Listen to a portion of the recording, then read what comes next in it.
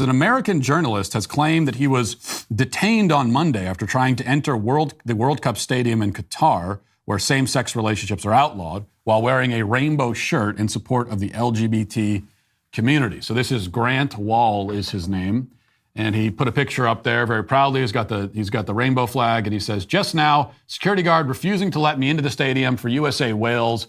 You have to change your shirt. It's not allowed," he says. He says that he was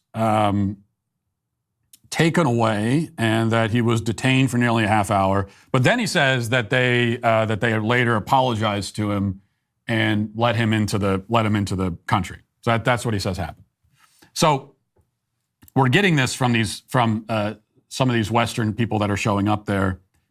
But you just see, it's interesting how quickly the respect all cultures stuff goes out the window, isn't it? I mean, say what you want, but this is Qatar. It's their country. It's a non-Western, non-white country. And now you've got white people, white Westerners like Grant Wall, showing up and saying, "I don't respect your customs. I don't respect your beliefs.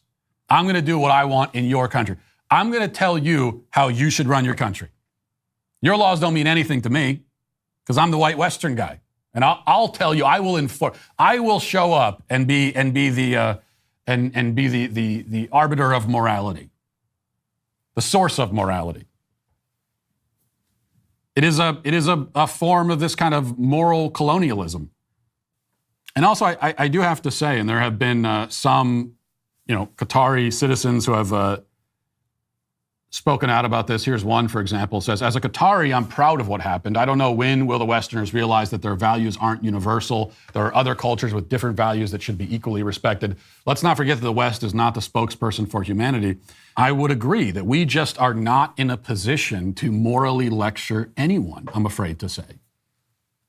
We in the West are not in a position so we can put ourselves on a pedestal and say, "Oh, look at those Qataris and their disgusting laws. They have no respect for human decency."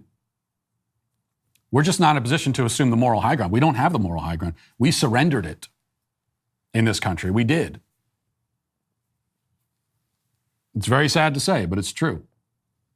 Well, the problem is that the other countries, when we say that, when we give that pitch and we say, "You should be more like us," well, the members of the other country, they look at us like freaks. They look at us like a bunch of confused weirdos. They look at us and say, "Well, I don't want to be like you.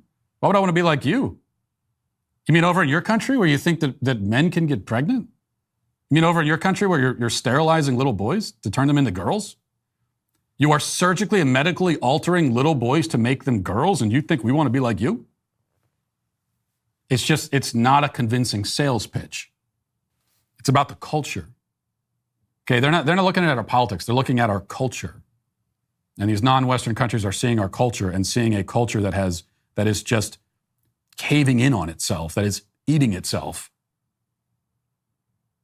And they're saying, I'm not interested in your moral lectures. Can you blame them? I can't. I just can't.